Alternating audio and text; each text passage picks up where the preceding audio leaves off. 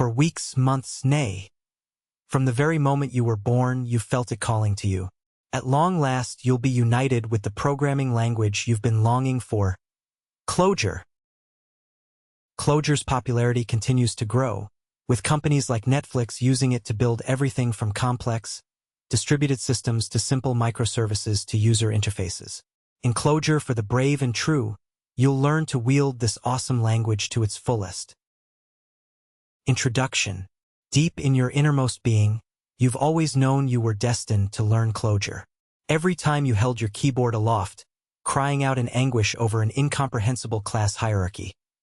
Every time you lay awake at night, disturbing your loved ones with sobs over a mutation-induced Heisenbug.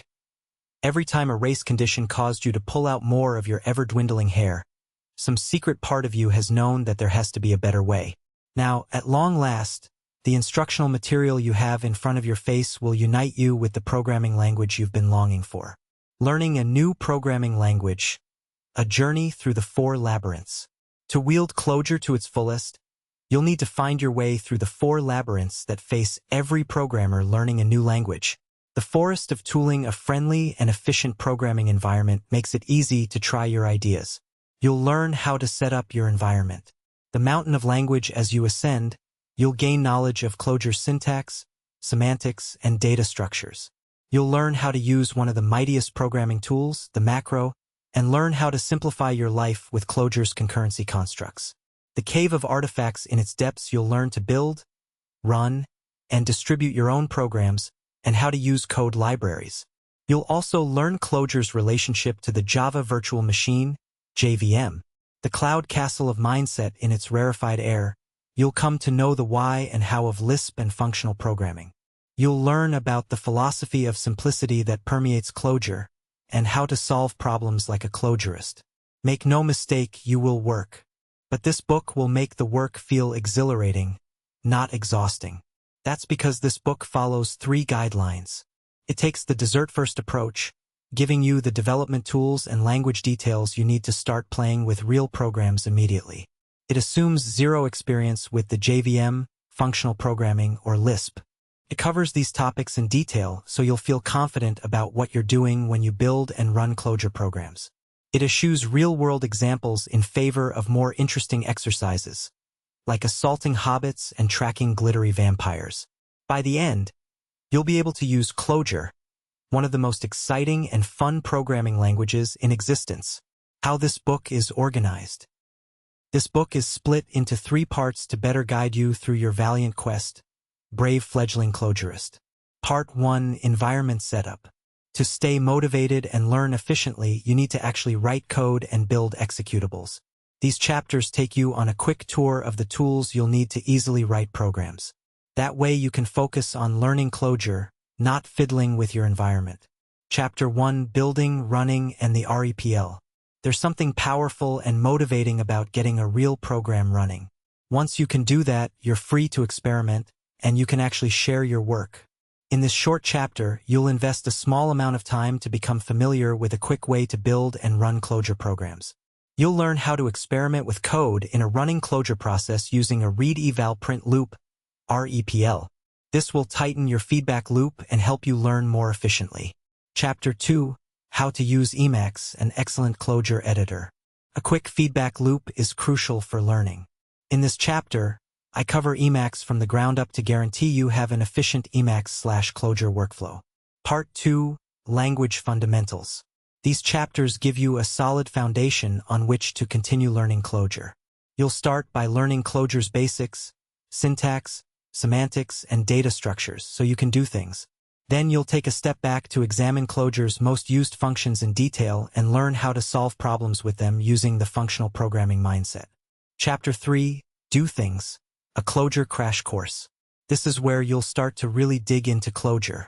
It's also where you'll need to close your windows because you'll start shouting, "Holy moly, that's spiffy!" at the top of your lungs and won't stop until you've hit this book's index. You've undoubtedly heard of Clojure's awesome concurrency support and other stupendous features, but Clojure's most salient characteristic is that it is a Lisp. You'll explore this Lisp core, which is composed of 2 parts, functions and data. Chapter 4, Core Functions in Depth.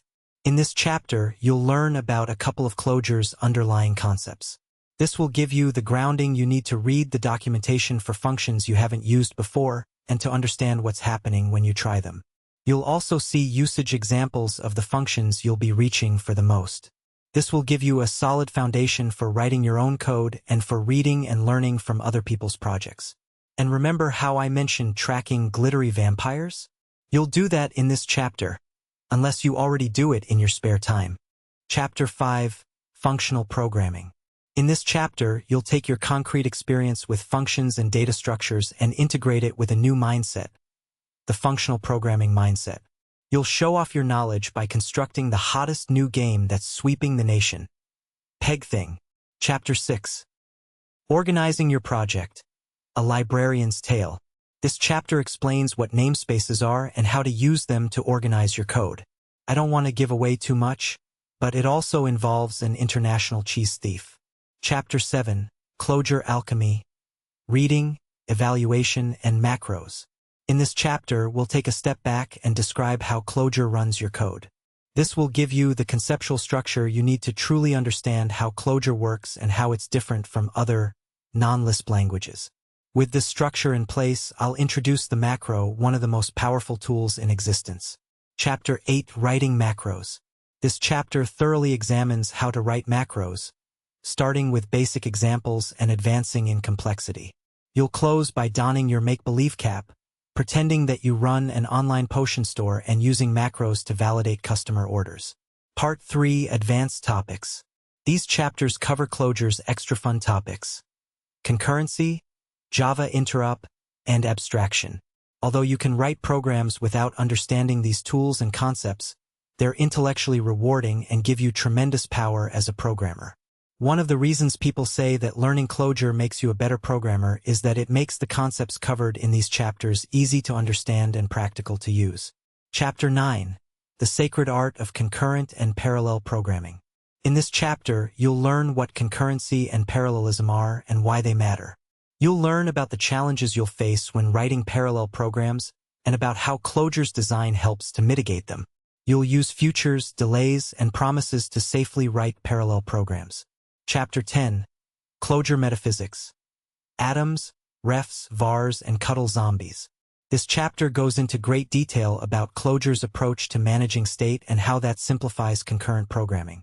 You'll learn how to use atoms, refs, and vars, 3 constructs for managing state, and you'll learn how to do stateless parallel computation with PMAP. And there will be cuddle zombies. Chapter 11. Mastering Concurrent Processes with Core.async. In this chapter, you'll ponder the idea that everything in the universe is a hot dog vending machine. By which I mean you'll learn how to model systems of independently running processes that communicate with each other over channels using the Core.async library. Chapter 12. Working with the JVM. This chapter is like a cross between a phrase book and cultural introduction to the land of Java. It gives you an overview of what the JVM is, how it runs programs, and how to compile programs for it. It also gives you a brief tour of frequently used Java classes and methods, and explains how to interact with them from Clojure. More than that, it shows you how to think about and understand Java so you can incorporate any Java library into your Clojure program. Chapter 13. Creating and extending abstractions with multi-methods, protocols, and records. In Chapter 4 you learn that Clojure is written in terms of abstractions. This chapter serves as an introduction to the world of creating and implementing your own abstractions. You'll learn the basics of multi-methods, protocols, and records. Appendix A. Building and Developing with Leiningen. This appendix clarifies some of the finer points of working with Leiningen, like what Maven is and how to figure out the version numbers of Java libraries so that you can use them. Appendix B. Boot, the fancy Clojure build framework. Boot is an alternative to Leiningen that provides the same functionally, but with the added bonus that it's easier to extend and write composable tasks. This appendix explains Boot's underlying concepts and guides you through writing your first tasks. The code. You can download all the source code from the book at http://www.nostarch.com/Clojure/. The code is organized by chapter. Chapter 1 describes the different ways that you can run Clojure code, including how to use a REPL. I recommend running most of the examples in the REPL as you encounter them, especially in chapters 3 through 8. This will help you get used to writing and understanding Lisp code, and it will help you retain everything you're learning. But for the examples that are long, it's best to write your code to a file and then run the code you wrote in a REPL. The journey begins. Are you ready, brave reader? Are you ready to meet your true destiny? Grab your best pair of parentheses. You're about to embark on the journey of a lifetime,